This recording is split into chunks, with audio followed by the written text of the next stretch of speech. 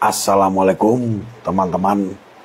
Ada banyak pertanyaan yang masuk ke saya terkait dengan kasus Sekjen PDI Perjuangan Hasto Kristianto yang kemarin habis diperiksa KPK dan ternyata tidak ditahan. Saiful Bahri diketahui tidak hadir. Saya belum terinfo apakah ada informasi atau konfirmasi ketidakhadirannya yang patut dan wajar dari penyidik. Prinsipnya kami semua ini yakin, optimis gitu. Bagaimana kita menghadapi permohonan atau gugatan daripada seorang tersangka mengajukan praper, kemudian kami pesimis. Enggak dong, kami semuanya optimis. Kami yakin, ya, kami sudah mempersiapkan segala sesuatunya. Kita punya tim, yaitu ibarat kata ini pembuktian secara formil kita sudah siapkan. Persoalan serangan politik, hujatan-hujatan politik yang seakan-akan ini tak pernah ada hentinya, selalu dialamatkan kepada Jokowi. Padahal Jokowi itu bukan lagi menjadi orang penting di negara kita. Padahal Jokowi itu bukan lagi Presiden Republik Indonesia.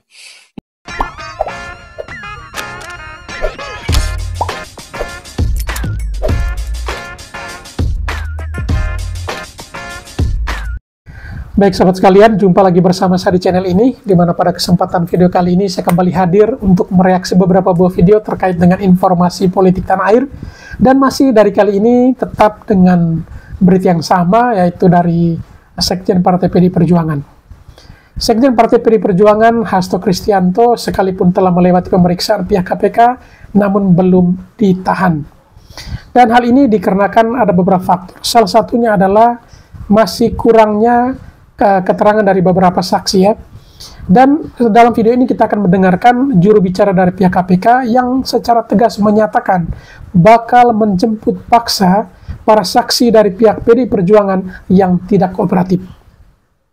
Yang menjadi pertanyaannya adalah mengapa mereka tidak menjadi kooperatif seperti itu? Bukankah dengan kehadiran mereka justru lebih menguatkan agar sekjennya bisa lolos? Atau jangan-jangan mungkin pernyataan mereka atau kesaksian mereka bakal memberatkan sekjen partainya sendiri? Kita sendiri belum tahu, tetapi sampai sekarang menurut KPK banyak saksi dari Partai PDI Perjuangan yang ingin dimintai keterangan masih belum juga kooperatif. Tetapi PKPK akan melakukan jalur tegas, ya, yaitu dengan cara akan memanggil paksa para saksi dari pihak PDI Perjuangan. Dan dengan tidak ditahannya oleh pihak KPK terhadap Hasto Kristianto, banyak informasi yang beredar liar di luar bahwa itu dikarenakan adanya lobby-lobby politik dari Partai PDI Perjuangan. Apakah benar lobby politik Partai PDI Perjuangan yang menyebabkan Hasto belum bisa ditahan, ataukah memang ada faktor lain yang berada di balik itu semua yang menyebabkan Hasto hingga kini belum ditahan oleh pihak KPK? Untuk tidak memperpanjang kata dan juga tidak penasaran, kita langsung saja ke video-video berikut ini. Assalamualaikum teman-teman. Ada banyak pertanyaan yang masuk ke saya terkait dengan kasus Sekjen PDI Perjuangan Hasto Kristianto yang kemarin habis diperiksa KPK dan ternyata tidak ditahan. Bang, kenapa nggak ditahan? Jadi rame. Ditahan rame, nggak ditahan rame. Ini karena ketidaktahuan. Teman-teman, penyidik tidak harus menahan tersangka, ya. Jadi kalau ada tersangka tidak ditahan, itu bukan hal yang aneh, teman-teman. Begitu juga kalau ada tersangka ditahan, tidak aneh. Nah, penahanan ini ada syaratnya, ya. Syaratnya adalah syarat subjektif dan syarat objektif. Syarat subjektif ini adalah penahanan digantungkan pada pandangan penyidik, penilaian penyidik, atau biasa kita sebut teori kekhawatiran atau kekhawatiran penyidik. Syaratnya adalah tentang kekhawatiran penyidik. Itulah syarat subjektif. Itu diatur di pasal 21 ayat 1 Kitab Undang-Undang Hukum Acara Pidana. Apa itu syarat subjektif? Dikhawatirkan tersangka mengulangi perbuatannya, dikhawatirkan tersangka menghilangkan barang bukti, dikhawatirkan tersangka melarikan diri. Nah, itu penilaian daripada penyidik. Itulah disebut syarat kekhawatiran tadi. Kemudian syarat objektif. Syarat penahanan yang bersifat objektif ini diatur di pasal 21 ayat 4 Kitab Undang-Undang Hukum Acara Pidana, yaitu syarat penahanan yang didasarkan pada tindak pidana yang dilakukan, yaitu ancaman pidananya 5 tahun ke atas. Jadi ada dua tadi. Syarat objektifnya adalah ancaman pidana yang dipersangkakan itu ancamannya harus 5 tahun ke atas. Itu yang pertama. Berarti kalau dia di bawah 5 tahun tidak bisa ditahan. Ya. Lalu syarat subjektifnya, yaitu syarat kekhawatiran penyidik tadi. Jadi ada dua syaratnya. Kemudian catatan, apakah tindak pidana yang di bawah 5 tahun tidak bisa ditahan, Bang? Ya, tidak bisa. Namun kecuali ada beberapa pasal yang di bawah 5 tahun bisa ditahan. Itu disebutkan di dalam Kitab Undang-Undang Hukum Pidana itu, bahwa ini bisa ditahan walaupun di bawah 5 tahun. Tapi secara umum ancaman pidana yang dipersangkakan harus 5 tahun ke atas, ya. Nah, dengan begitu kita sudah tahu kalau misalnya penyidik tidak khawatir, ya, tersangka akan melarikan diri, tidak khawatir tersangka melakukan perbuatannya, tidak khawatir tersangka menghilangkan barang bukti, maka penyidik tidak harus menahan, ya. Jadi tidak harus ditahan.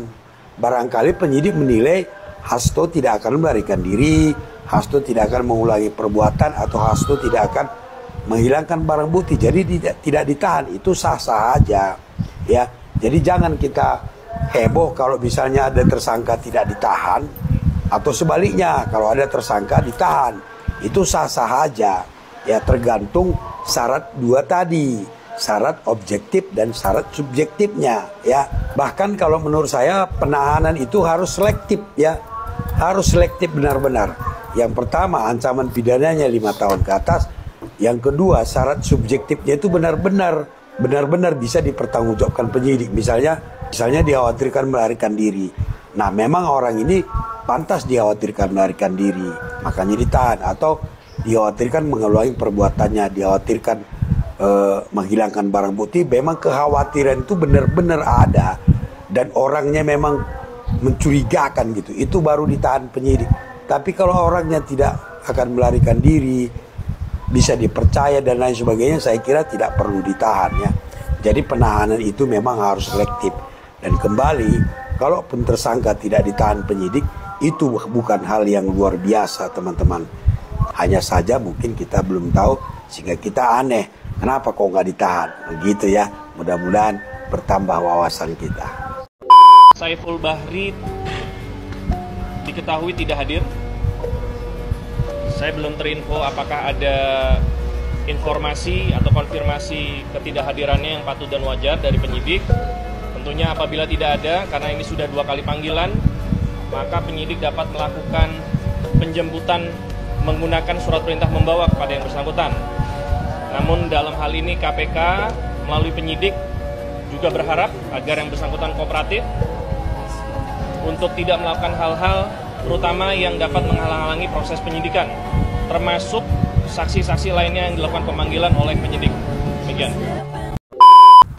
Prinsipnya kami semua ini yakin, optimis gitu. Bagaimana kita menghadapi permohonan atau gugatan daripada seorang tersangka mengajukan praper, kemudian kami pesimis. Enggak dong, kami semuanya optimis. Kami yakin, ya, kami sudah mempersiapkan segala sesuatunya. Kita punya tim, yaitu ibarat kata ini pembuktian secara formil kita sudah siapkan, gitu. Apalagi kalau kemudian tuntutannya atau masuknya kepada yang material juga, misalkan hakim tunggalnya minta pun juga kami akan siapkan. Tapi pra peradilan kan urusannya hanya terkait masalah administrasi atau formil aja. Kemudian ya sama, bagaimana nanti terkait masalah persidangannya, gitu, ya, putusannya seperti apa. Kami juga akan berusaha membuktikan gitu bahwa peristiwa, bahwa perbuatan yang dilakukan oleh HK terhadap penyuapan, perbuatan penyuapan dan perintangan itu peristiwanya ada, dan itu adalah melanggar hukum. Perdebatan Hasto kenapa nggak ditangkap ya, itu makin bergulir ya. Jadi banyak berbagai aspek dikaji oleh pengamat politik maupun para analitik ya. Jadi ada yang bilang bahwa bukti-bukti KPK kurang kuat, kemudian ada yang juga bilang ini merupakan kekuatan bergaining dari Pak Hasto sendiri yang memiliki video yang akan dibongkar, ya kan? Ini beragam asumsi nih. Ada yang bilang juga bahwa ini kekuatan Ibu Mega ya, yang memberikan bargaining power ya. Atau juga ada yang bilang KPK lemah karena Hasto didukung oleh 1000 pengacara dan simpatisannya datang gitu ya. Nah, ini banyak asumsi. Cuma kalau dari saya ya clear lah. Saya nih ya, disclaimer ya, ini dari Rusen 98 mengatakan bahwa apa yang sekarang terjadi ini adalah sebuah upaya pertarungan politik. Pertarungan politik apa? Pertarungan politik internal PDIP ya. Ya bagi kelompok sebelah ya, kelompok sebelah ini saya anggap kelompok A dan B ya. Pertarungan ini kan memang ada upaya-upaya mengganti struktur organisasi yang lama gitu ya. Nah, Hasto ini kan dinilai cukup kuat gitu ya sebagai orang atau A2-nya Bu Megawati gitu. Nah, ini ada upaya-upaya untuk menyingkirkan dong ya. Nah, ini menuju Kongres ya. Nah, ini hal-hal ini bagi mereka, bagi kubu yang sebelah ini nggak peduli mau Hasto ditangkap atau tidak. Yang penting Hasto sekarang sibuk gitu, sibuk dengan masalahnya sehingga tidak fokus dalam urusan internalnya. Nah, ini yang diinginkan kan oleh kubu sebelah itu untuk apa? Untuk mengganggu terus sehingga nanti Pak Hasto tidak lagi memegang sebagai sekjen gitu ya. Ini dari saya loh, tapi saya menilai sih seperti itu secara konspiratif ya. Jadi ini pertarungan internal PDIP sendiri. Jokowi sampai saat ini belum ada yang namanya bukti konkret bahwa Pak Jokowi lah yang bermain. Orang Pak Jokowi juga sekarang tidak punya kuasa, tidak punya akses ketika dia sudah menjadi masyarakat biasa. Akhirnya mendatangi KPK dan diperiksa selama 3,5 jam. Dan setelah itu Pak Hasto bersama kuasa hukumnya keluar dari gedung KPK disambut oleh ratusan orang pendukungnya yang kompak berteriak merdeka, merdeka, merdeka. Udah kayak demonstrasi gitu ya. Pak Hasto tuh sampai kesulitan untuk jalan tuh sama kuasa hukumnya. Wah, begini. Semua orang pengen salaman dengan Pak Hasto dan sambil meneriakkan kata merdeka. Dan Pak Hasto hanya bilang terima kasih, dan terima kasih. Dan apa yang terjadi di gedung KPK hari ini mungkin itu tidak sesuai dengan prediksi banyak orang, karena Pak Hasto Kristianto tidak langsung ditahan. Padahal sebelumnya nampaknya orang-orang akan mengira bahwa Pak Hasto ketika dipanggil lagi oleh KPK hari ini nampaknya akan langsung ditahan. Karena tanda-tanda dari KPK itu sudah sangat-sangat terasa, di mana beberapa hari sebelumnya itu kan KPK sengaja memanggil tanggal 10 Januari gitu ya, bertepatan dengan hari ulang tahun PDI Perjuangan. Kayak ada apa ya, kayak disengaja gitu, udah tahu PDI Perjuangan mau ulang tahun, ada perayaan pada tanggal 10 Januari, sekjennya mau dipanggil. Itu kan ya nggak logis gitu. Orang awam aja pasti ngerti kok gitu, kalau ada teman kita lagi ada pernikahan gitu ya, tanggal 10 dia nikah, kan nggak mungkin kita undang untuk nongkrong misalkan, kita undang untuk belajar atau apalah gitu. Jadi ya itu sesuatu yang tidak masuk akal. Dan beberapa hari sebelumnya juga terlihat KPK ini melakukan penggeledahan di rumah Pak Hasto dengan sangat-sangat dramatis sekali. Yang bawa koper besar-besar tapi kosong gitu kan. Terus kemudian mencari alat bukti, ada ketemu USB kecil dan buku kecil dimasukin ke dalam koper itu kan mendrama sekali. Jadi dengan drama-drama yang dilakukan oleh KPK beberapa hari sebelum ini, itulah yang kemudian membuat banyak orang curiga kayaknya Pak Hasto bisa langsung ditahan. Makanya sejak Pak Hasto datang ke gedung KPK, banyak wartawan bertanya apakah ini akan langsung ditahan, apakah Pak Hasto siap untuk kemudian langsung ditahan. Karena semua orang sudah mencurigai bahwa Pak Hasto akan langsung ditahan, tapi ternyata enggak gitu ya. Dan ini mengejutkan banyak orang karena tidak langsung ditahan. Sama mengejutkannya karena di hari yang sama, di jam yang sama, tim kuasa hukum Andika dan Hendy sebagai Cagup dan Cawagup Jawa Tengah itu juga mencabut gugatan di MK.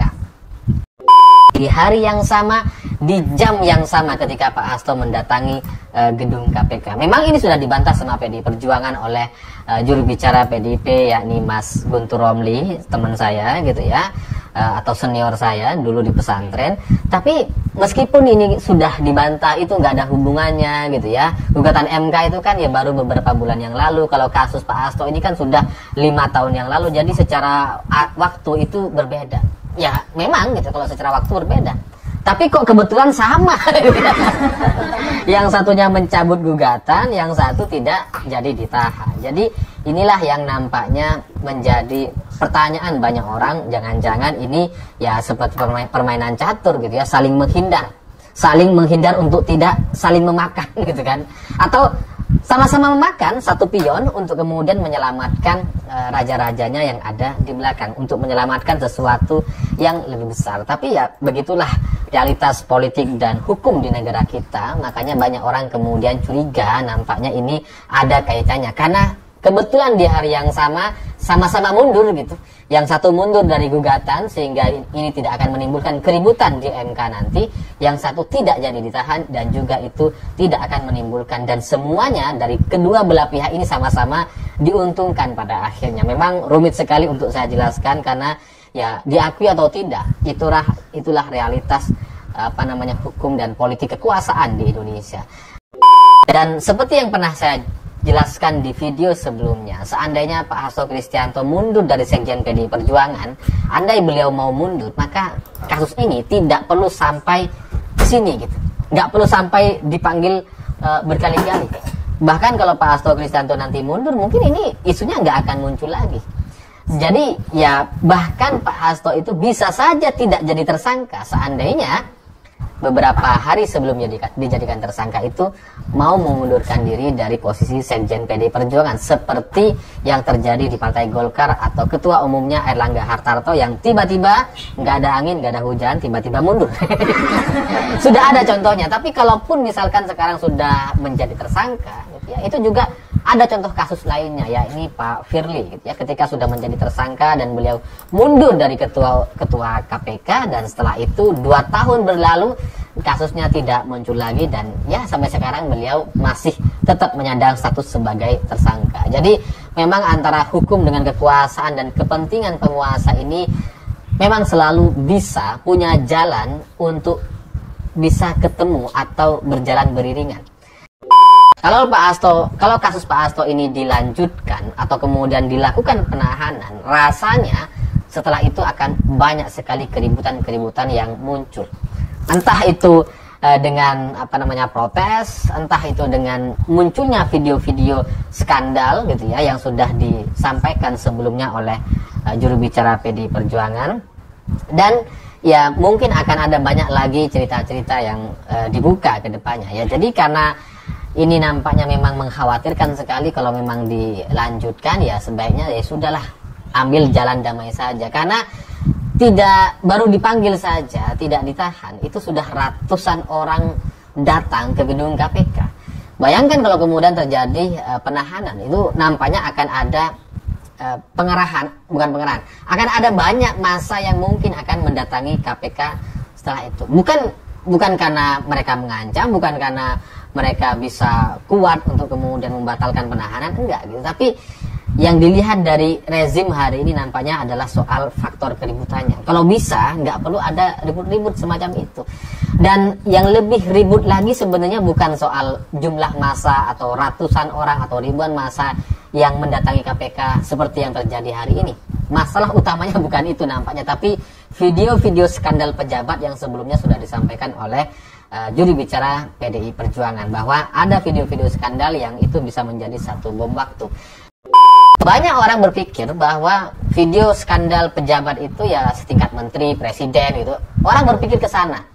Tapi dalam prediksi saya, yang dimaksud video skandal pejabat itu adalah orang-orang yang ada di KPK, yang kalau itu dibuka, efeknya mungkin, ini prediksi ya, bukan bocoran gitu ya. Itu efeknya bisa membubarkan KPK karena tidak akan lagi dipercaya. Sampai di titik sini saja, ketika KPK menggeledah rumah Pak Hasto dan bawa koper sebesar itu hanya untuk mengisi dengan USB dan buku kecil, itu banyak orang yang kemudian mempertanyakan. Apalagi nanti muncul video yang disimpan oleh Guntur Romli apa Bukoni gitu ya, itu mungkin akan membuat KPK sangat-sangat tidak dipercaya lagi. Sekali lagi ini prediksi, bukan bocoran. Saya nggak tahu gitu ya, benar adanya, ada tidaknya saya nggak tahu. Ini hanya prediksi. Sehingga ya memang daripada muncul keributan-keributan yang lebih besar dan kemudian ada sebenarnya ini memang soal kepentingan politik dan ya apa ya, ada negosiasi-negosiasi politik di dalamnya, ya memang sebaiknya semua pihak menahan diri dan kemudian mengambil jalan tengahnya. Karena masalahnya negara kita ini bukan negara yang sudah maju dan kemudian stabil, enggak. Negara kita ini banyak sekali masalah gitu. Kalau Presiden Prabowo nampaknya jelas tidak mau ada keributan-keributan yang tidak produktif. Karena kalau kemudian ini terjadi keributan-keributan, terjadi penahanan, terjadi pengungkapan video skandal, terjadi gugatan di MK dan sebagainya, itu akan membuat pemerintah jadi nampak tidak fokus lagi untuk bekerja. Karena disibukkan dengan isu-isu kasus-kasus yang tidak produktif. Semuanya terfokus ke sana sampai kemudian pemerintah bisa jadi kayak nggak ngapa-ngapain jadinya. Nanti semuanya hanya berpikir bagaimana ini, kalau begini gimana, kalau gitu gimana gitu. Jadi ya memang dari sini saya bisa melihat gitu, atau prediksi saya, ini nampaknya memang kubu rezim atau Presiden Prabowo nampaknya hari ini sedang menguat gitu. Karena saya nggak tahu ini saya juga nggak ngerti apakah ada kaitannya atau enggak. Tapi kan kalau kita baca dari beberapa pemberitaan sebelumnya, ada beberapa kejadian yang ini sangat-sangat mencurigakan. Ketika Hasto Kristianto yang sejatinya waktu itu ditetapkan sebagai tersangka tanpa dipanggil KPK, itu kan sehari sebelumnya ada satu peristiwa yang sangat janggal sekali, di mana Presiden Prabowo tiba-tiba membatalkan kunjungan atau pertemuannya dengan Perdana Menteri Malaysia sehari sebelum Hasto Kristianto ditetapkan sebagai tersangka. Saya berandai-andai, seandainya Presiden Prabowo tidak pulang ke Indonesia, masih berada di Malaysia, saya kok curiga, jangan-jangan penetapan Hasto sebagai tersangka itu akan dilaksanakan sekaligus dengan penangkapan terhadap Pak Hasto.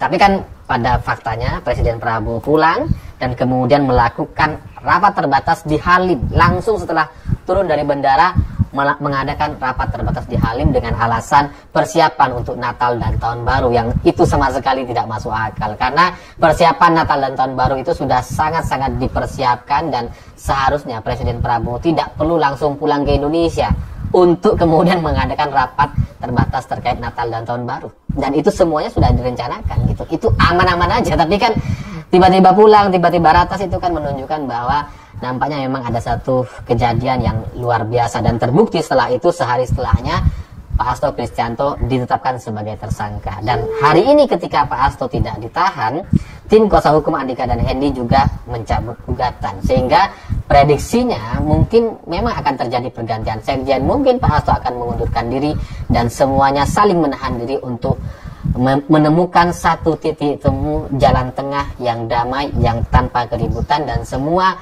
pihak pejabat setelah ini benar-benar memikirkan kondisi Indonesia selanjutnya akan seperti apa. Ya meskipun sebenarnya Pak Hasto tanpa diganti sekalipun, nanti ini kan akan berakhir secara otomatis pada bulan Maret atau 2 bulan lagi sebenarnya. Jadi nggak diganti pun ya pasti juga akan berganti sendiri. Tapi dari situasi yang seperti ini, saya bisa bilang bahwa nampaknya kubu Presiden Prabowo sedang menguat hari ini, karena dari langkah-langkahnya itu nampak tidak mau ada keributan-keributan. Sementara di sisi lain, di kubu Mulyono atau geng Mulyono, mereka menyiapkan keributan-keributan.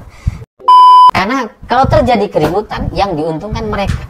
Kalau sampai terjadi revolusi atau demonstrasi besar-besaran atau pergantian pelengseran presiden, yang diuntungkan adalah mereka.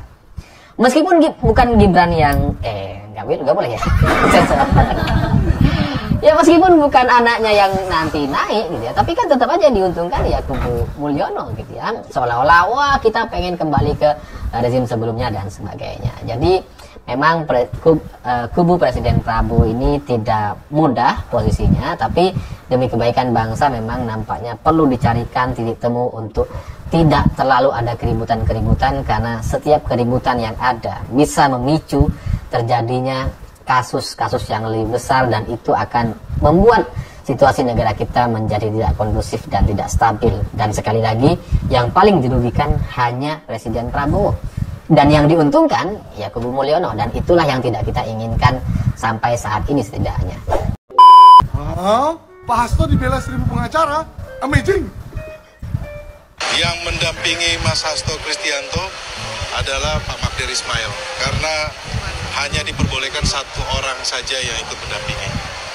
Perlu diketahui oleh rekan-rekan, oleh publik bahwa ada 1000 pengacara yang mendampingi Mas Hasto dari berbagai organisasi advokat dan juga dari Badan Bantuan Hukum Advokasi dan Rakyat PDI Perjuangan se-Indonesia. Wow, luar biasa. Hari ini Pak Hasto secara gentle ya mendatangi KPK untuk melanjutkan pemeriksaannya sebagai tersangka. Dan lebih hebatnya lagi adalah Pak Hasto didampingi dan dibela 1000 pengacara. Tanggung. Kenapa nggak 1 juta atau 1 miliar pengacara? Tapi aku jadi teringat satu kawan-kawan ya, 1000 pengacara itu seperti dulu Pak Anies ya, di MK juga katanya tim kampanye menyiapkan 1000 pengacara. Tapi hasilnya kalah juga. Sekali lagi aku bilang ya, 1000 pengacara, 1 juta pengacara, 1 miliar pengacara percuma kalau buktinya, saksinya tidak kuat ya. Yang dibutuhkan itu adalah buktinya yang kontra terhadap bukti KPK. Contohnya katanya ada rendam HP dan segala macam, itu bisa dibantah di persidangan ya kan, yang meyakinkan hakim, itu baru keren.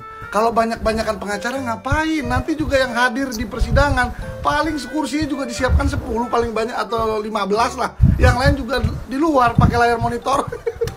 Tapi kalau dipikir-pikir lagi, kenapa sampai disiapkan 1000 pengacara ya? Kenapa nggak cukup 10 aja gitu ya? Kok kayak takut banget gitu ya? Dan juga itu bayarnya pengacara-pengacara itu gimana ya? 1000 pengacara. Coba kita kasih perumpamaan ya, 5 juta aja 1 orang dikali 1000. Buset, 5 miliar. Banyak banget, kaya banget Pak Hasto. Untuk KPK harus berani, semangat, dan jangan takut, karena ada jutaan bahkan ratusan juta masyarakat Indonesia yang sangat amat mendukung KPK dalam mengungkap kasus Harun Masiku dan Pak Hasto ini. Terakhir, ini yang harus paling kita ingat, jangan sampai pemerintah ataupun negara kalah melawan pejabat korup. Oke KPK, semangat. Pak Hasto, semangat juga. Ketua KPK Setio Budianto menegaskan KPK optimis dapat memenangkan pra-peradilan yang diajukan Sekjen Partai Berlambang Kepala Banteng, Moncong Putih, Hasto Kristianto. Budi menyampaikan KPK sudah mempersiapkan bukti-bukti secara formil maupun material. Menurutnya, penetapan yang dilakukan oleh KPK sudah sesuai dengan prosedur, pihaknya siap jika dilakukan pembuktian. Masalah pra-peradilan yang diajukan, prinsipnya kami semua ini yakin, optimis gitu. Bagaimana kita menghadapi permohonan atau gugatan daripada seorang tersangka mengajukan praper, kemudian kami pesimis. Enggak dong, kami semuanya optimis, kami yakin. Ya, kami sudah mempersiapkan segala sesuatunya. Kita punya tim, gitu. Ibarat kata ini pembuktian secara formil kita sudah siapkan, gitu. Apalagi kalau kemudian tuntutannya atau masuknya kepada yang material juga, misalkan hakim tunggalnya minta pun juga kami akan siapkan. Tapi pra peradilan kan urusannya hanya terkait masalah administrasi atau formil aja. Kemudian ya sama, bagaimana nanti terkait masalah persidangannya, gitu. Ya, putusannya seperti apa, kami juga akan berusaha membuktikan gitu bahwa peristiwa, bahwa perbuatan yang dilakukan oleh HK terhadap penyuapan, perbuatan penyuapan dan perintangan itu peristiwanya ada, dan itu adalah melanggar hukum. Sebelumnya, Hasto Kristianto mengajukan gugatan pra-peradilan usai ditetapkan tersangka oleh KPK. KPK telah menetapkan Hasto sebagai tersangka dugaan suap pergantian antar waktu atau PAW, anggota DPR RI, dan juga perintangan penyidikannya. Hasto telah ajukan gugatan pra-peradilan ke Pengadilan Negeri Jakarta Selatan pada 10 Januari 2025. Dari Jakarta, Dio Malau, Simpo TV melaporkan. Agak beda nih setelah diperiksa KPK Pak Hasto. Kenapa Pak? Ngirit amat bicaranya. Biasanya cerita ini ada video, ini ada itu. Sekarang kenapa Pak habis diperiksa KPK ngirit banget bicaranya? Hah? Ada apa Pak Hasto? Kagak jadi tuh video-video yang katanya bisa membongkar bikin apa Indonesia jadi geger, itu kagak jadi Pak. Kakak Pak, bercanda Pak. Ya, kita hormati Pak Hasto menghadiri panggilan dari KPK. Tapi keren Pak, jadi pendiam. Biasanya narasinya kan panjang-panjang tuh Pak, ya kan? Ya udah, keren Pak, ya gitu dong Pak, taat hukum gitu. Persoalan serangan politik, hujatan-hujatan politik yang seakan-akan ini tak pernah ada hentinya, selalu dialamatkan kepada Jokowi. Padahal Jokowi itu bukan lagi menjadi orang penting di negara kita. Padahal Jokowi itu bukan lagi Presiden Republik Indonesia. Mestinya yang kalau mau dikritik itu adalah penguasa saat ini. Presiden, wakil presiden, para menteri, anggota dewan, ataupun perilaku-perilaku politik para elit yang kemudian menimbulkan kontroversi dan kegaduhan. Tapi kan orang bertanya-tanya, ini kok hampir tiap hari Jokowi itu selalu menjadi sasaran dan kritikan tanpa henti. Apalagi kalau kita mau hitung satu persatu ya. Jokowi itu kan dinilai sebagai presiden yang dinilai memiliki success story yang selalu diapresiasi oleh publik. Misalnya soal pembangunan infrastruktur, tidak ada yang bisa membantah. Pembangunan infrastruktur di zaman Jokowi itu cukup mantap ya, dan diacungi jempol. Misalnya soal bagaimana membangun jalan tol, ada Trans Jawa, ada Trans Sumatera, termasuk misalnya jalan-jalan yang juga masuk desa melalui dana desa ya. Kemudian ada begitu banyak bandara yang dibangun, begitu banyak misalnya pelabuhan yang dibangun, termasuk misalnya embung-embung yang dibangun. Itu kan sebagai ikhtiar supaya pemerataan ekonomi itu tidak lagi terpusat hanya di Jakarta, tidak lagi di Jawa, dan tentu merata di daerah-daerah yang lainnya. Oleh karena itu, dalam konteks pembangunan infrastruktur dari dulu, Jokowi itu sangat wajar kalau kemudian disebut sebagai Bapak Pembangunan Nasional dalam tanda kutip ya, karena begitu aktif dan rajin membangun infrastruktur sepanjang Jokowi jadi presiden. Begitupun misalnya terkait dengan bansos, suka tidak suka, bansos yang diberikan oleh Jokowi itu kan cukup masif ya. Misalnya bantuan-bantuan sosial itu ya bukan hanya untuk kalangan tertentu, tapi untuk UMKM, untuk ekonomi kreatif, untuk lansia, kemudian untuk ibu-ibu yang sedang hamil dan seterusnya, sebagai stimulus supaya daya beli dan akses terhadap kehidupan yang layak itu terus bisa dirawat. Jadi bansos juga menjadi bagian lain yang dinilai bagian dari success story yang dimiliki oleh Jokowi sepanjang jadi presiden. Dan bahkan kalau mau jujur, pindahnya IKN ya, tidak lagi di Jakarta, itu kan diniatkan. Itu juga diikhtiarkan supaya Indonesia itu pembangunan ekonomi politiknya tidak Jakarta sentris, tidak Jawa sentris, dan tidak Banten sentris. Karena memang harus diakui, selama ini sejak Indonesia merdeka sampai hari ini yang diperhatikan secara serius pembangunannya hanya Jakarta, Jawa, dan Banten. Seakan-akan di tempat lain itu tidak pernah dibangun. Jadi keberanian memindahkan ibu kota negara tidak lagi di Jakarta dalam banyak hal itu juga diapresiasi. Meski pada saat yang bersamaan ada catatan-catatan kritis yang memang tidak bisa kita nafikan. Misalnya ini terlampau memaksakan karena keuangan negara kita belum sanggup. Bahkan pindahnya ibu kota negara kita ini kan sangat membebani APBN. Apalagi tahun-tahun sebelum pindah IKN, Indonesia itu kan anggarannya habis untuk menyelesaikan dan menanggulangi persoalan-persoalan COVID. Tapi nasi sudah jadi bubur, IKN sudah pindah. Ini tinggal bagaimana kita lihat apakah pindahnya ibu kota negara kita ini tentu sesuai dengan harapan atau tidak, karena ada keinginan dan tentu saja ada prediksi IKN yang baru ini akan menjadi epicentrum bagaimana peradaban-peradaban baru akan muncul, peradaban ekonomi, peradaban kebudayaan, peradaban politik, sosial, dan seterusnya, dan seterusnya. Itu yang kemudian dinilai bahwa Jokowi ini sudah meletakkan batu bata pertama. Bagaimana Indonesia itu bukan lagi hanya sebatas Jawa, Jakarta, dan Banten sentris ya. Termasuk misalnya kalau kita mau jujur, kita membaca hasil-hasil survei sebelum Jokowi lengser jadi presiden, approval rating atau tingkat kepuasan publik Jokowi yang kemudian surveinya itu dirilis hampir tiap saat, itu kan sampai langit ketujuh.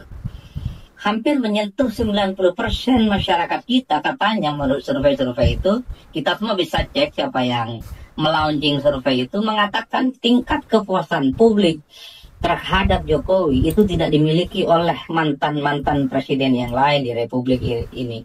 Hebat kan?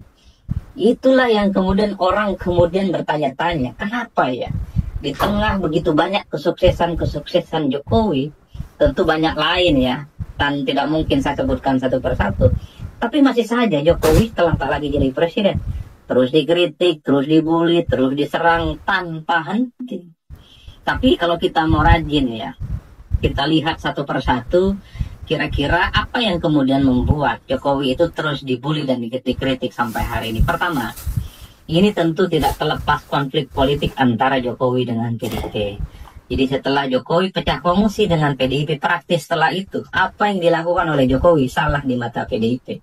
Soal masa jabatan presiden 3 periode, kemudian isu perpanjangan jabatan presiden atau memperpanjang masa jabatan presiden 2 tahun dan seterusnya, itu kan menjadi amunisi bagaimana kemudian Jokowi dinilai juga ambisius untuk melanggengkan kekuasaan kekeluargaan politiknya. Dulu mungkin masih banyak kalangan aktivis, kelompok-kelompok kritis, dan civil society yang masih berada di belakang Jokowi ketika Jokowi secara perlahan menunjukkan gestur perlawanan politik kepada PDIP dan Megawati. Kenapa banyak yang support? Karena hanya Jokowi lah satu-satunya orang yang dinilai mampu mengamputasi dan mematahkan dominasi kekuatan politik PDIP. Dulu orang masih berada di belakang Jokowi ketika Jokowi terus-menerus disebut sebagai petugas partai. Secara perlahan orang berharap, publik berharap Jokowi melawan PDIP dan melawan Megawati. Saat itu, tapi ketika Jokowi dinilai merestui Gibran maju sebagai calon presiden Republik Indonesia 2024 berpasangan dengan Prabowo Subianto, disitulah kemudian kelompok-kelompok aktivis, civil society, pro-demokrasi, dan bahkan kalangan media yang sejak awal bersama dengan Jokowi sejak 2014 itu secara perlahan pindah haluan dan mereka menjadi orang yang paling terdepan memberikan kritik dan juga serangan-serangan tajam kepada Jokowi.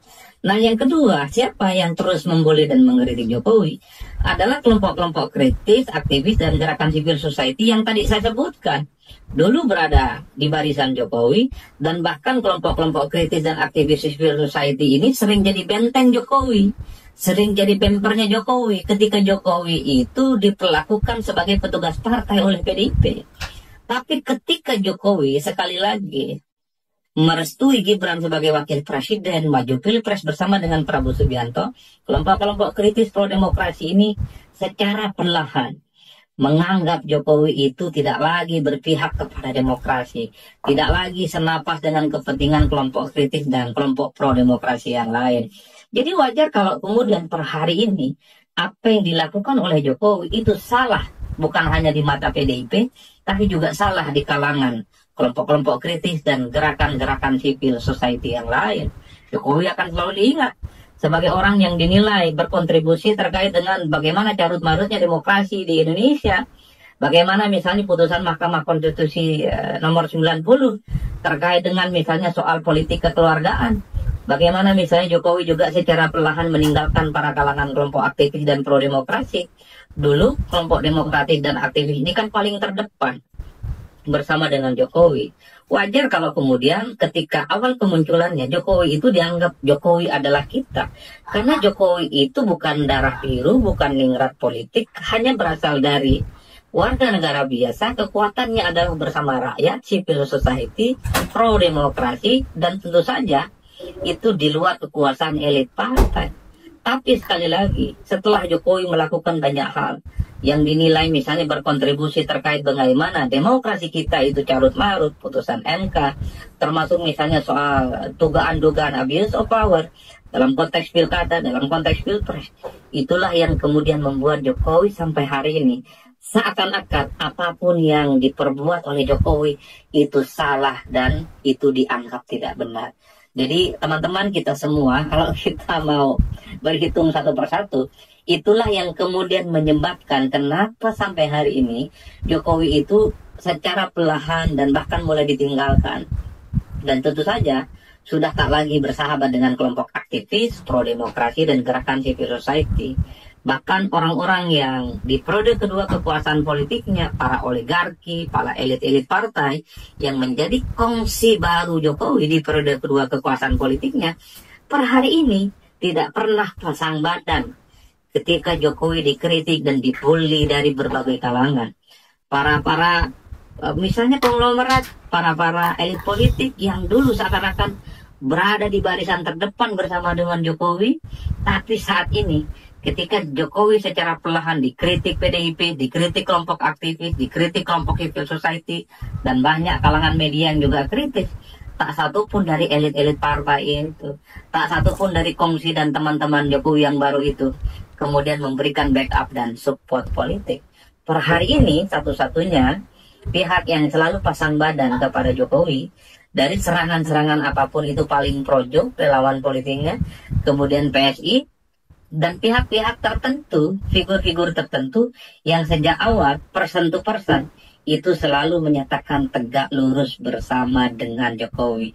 Di luar itu, partai politik, gerakan civil society, kelompok-kelompok eksponen yang lain seakan-akan senyap dan bahkan tidak pernah lagi memberikan support apapun kepada Pak Jokowi sebagai mantan Presiden Republik Indonesia. Jadi semuanya sangat tergantung teman-teman. Mau berada di pihak yang mana? Berada di pihak yang mengatakan Jokowi paling top sebagai presiden dengan legasi yang mantap 2 periode, atau ingin bersama dengan apa yang selalu disampaikan oleh PDIP, atau bersama dengan kelompok-kelompok aktivis, gerakan civil society, dan gerakan pro-demokrasi yang lain. Dalam demokrasi, perbedaan sikap, perbedaan pendapat itu adalah hal lumrah. Yang paling penting adalah sekeras apapun posisi politik kita, sekeras apapun narasi-narasi politik kita, yang paling penting persahabatan, pertemanan, dan kehangatan mesti diletakkan di atas segala-galanya. Maknai politik biasa-biasa saja, maknai politik itu ala kadarnya, persahabatan dan perkawanan itu jauh lebih penting dari persoalan-persoalan politik artifisial. Baik sahabat sekalian, demikianlah beberapa video yang coba direaksi pada kesempatan kali ini, dan kepada para sahabat sekalian yang mungkin ingin berkomentar, silakan tulis di kolom komentar, dan bagi yang belum memberikan dukungan untuk channel ini, mohon dukungannya dengan menekan tombol subscribe dan membunyikan tanda loncengnya. Sekian dan terima kasih, dan sampai berjumpa kembali di video selanjutnya.